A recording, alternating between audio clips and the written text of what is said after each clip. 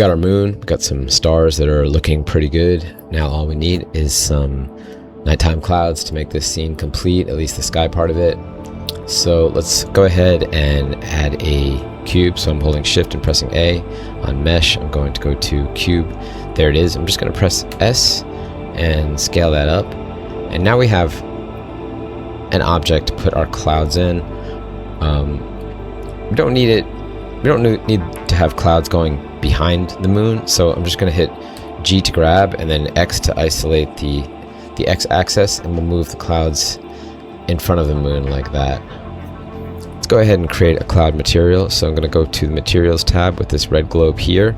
I'm going to hit new, and for the material, it's called material.001. The default name, just going to change that to clouds, so we have that.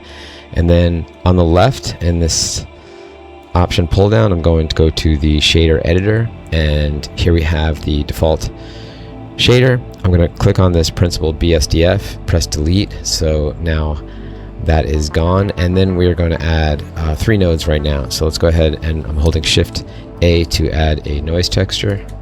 Just key in noise texture. There we go, got it. Let's add a color ramp. There it is. Got it. And finally, let's add a principled volume. So shift A to add that. Just going to type in the word volume. Principled volume. And there we go. Okay, to connect these, it's going to be factor to factor. Then it's going to be color actually to density there, not color. And then it's going to be volume, not to surface, but volume. And we already have a little bit of a cloud vibe going on there. So you're going to want to add a lot of black on the color ramp. Wow, already we're seeing clouds. Let's lower the white down.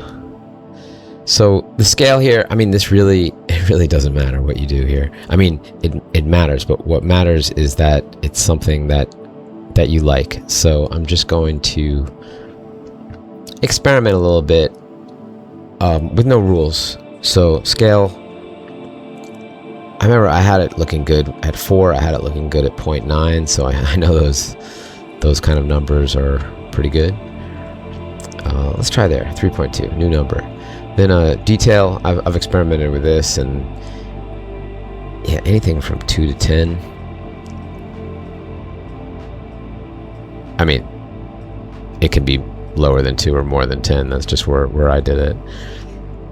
Roughness, let's change that one a little bit. I'm not even looking at the number, I'm just looking at the clouds in the viewport. And then this lacunarity, let's change this one. That one actually...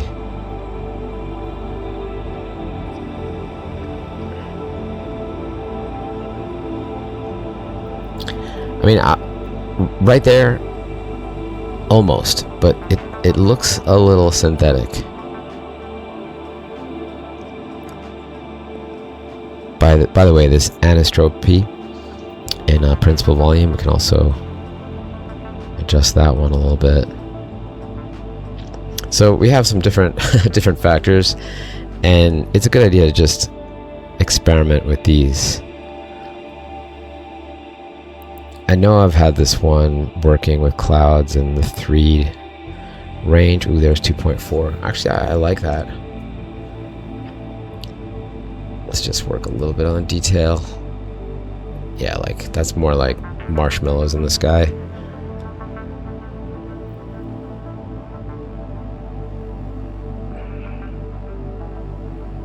But that's looking like clouds.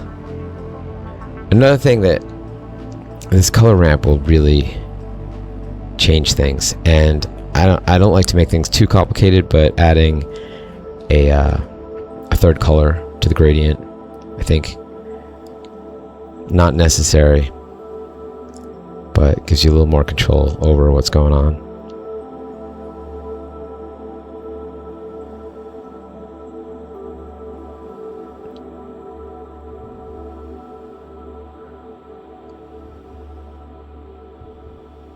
Maybe that's too many clouds. that's actually looking good. I mean, these are by far definitely not numbers that need to be written down and repeated. Maybe the range, but this is an example of a set of numbers that actually works. So I'm pretty happy with it. So now let's animate the clouds. So on the noise texture, you need the node wrangler in preferences to be activated, but I'm just going to hit Control T, and now I'm going to have a texture coordinate and a mapping. And the key is the x-axis is coming towards us right now. Well, almost. And the y-axis is the sideway one. So if we just adjust this number, so I'm going to go ahead and hit 0 and hover over it, and let's just see where we are on the timeline. So on the timeline, I'm going to go to 0 and back to the shader editor, and we're moving sideways. So I'll hover over and click I. Just back to the timeline quickly, so I can go to the end. Just default 250 frames. Excellent. And the shader editor. And now let's pick a number.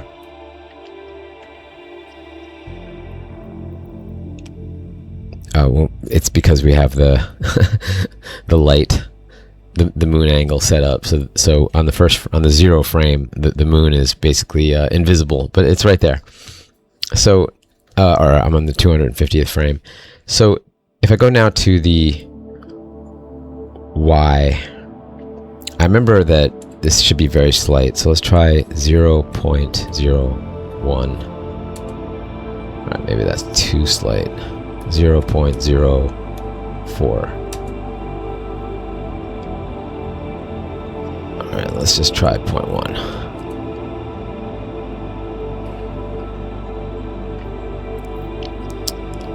As an experiment, let's go ahead and click on I for that, and then go to our timeline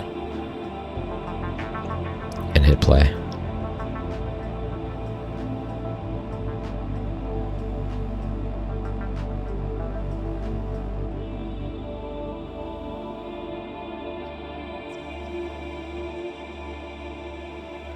Pretty good. I mean, we can go a lot further and perfect this. I think one thing that's interesting here, though, is like you actually see a little bit of an eclipse when you see the sun right there, showing the shadow of the moon, which actually is we've actually created a cloud, kind of eclipse here. Very cool. But this is how you make clouds, and looking at them, I think I'd like to perfect them a little bit. Maybe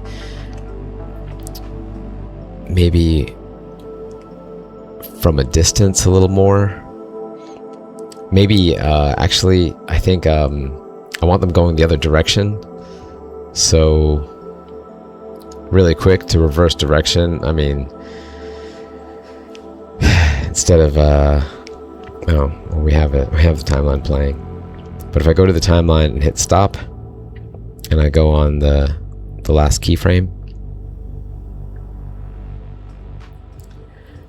back to the shader editor, I can actually change the direction just by, instead of 0.1, we'll do -0.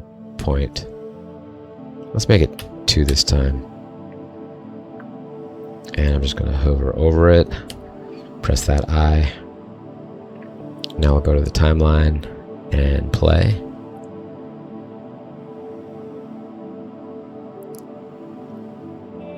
There we go.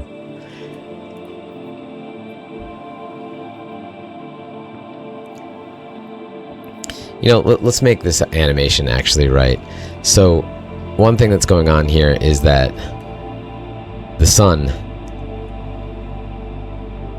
is having its Z position animated. So let's click on that and go into the timeline.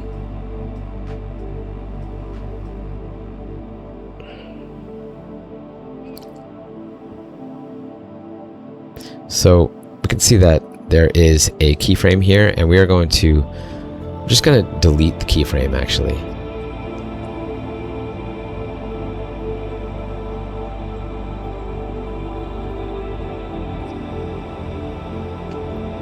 And I'm going to pick a moon.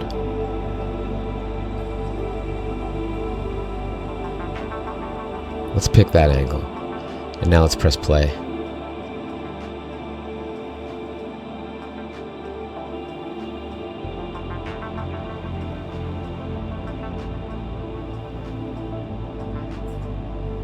Pretty good, pretty good.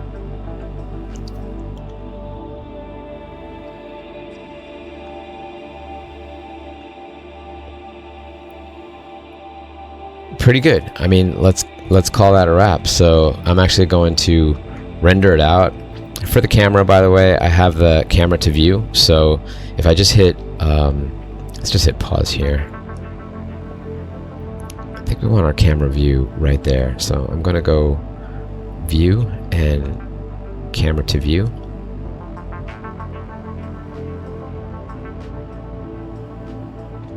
Just like that. And let's press F12. Beautiful. So F12 just gives us a single image render. That's basically what we want. So what I'm going to do now is I'm actually just going to render this out, and in the render options I'm going to choose Eevee.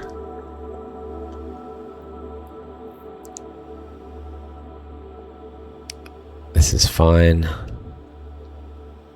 MPEG 4 H.264, that's fine. And I'm just going to hit render and render the animation. And that's it. That is not only how we make clouds, but that's how we make a 250 frame animation of a nighttime moon with stars and with drifting clouds.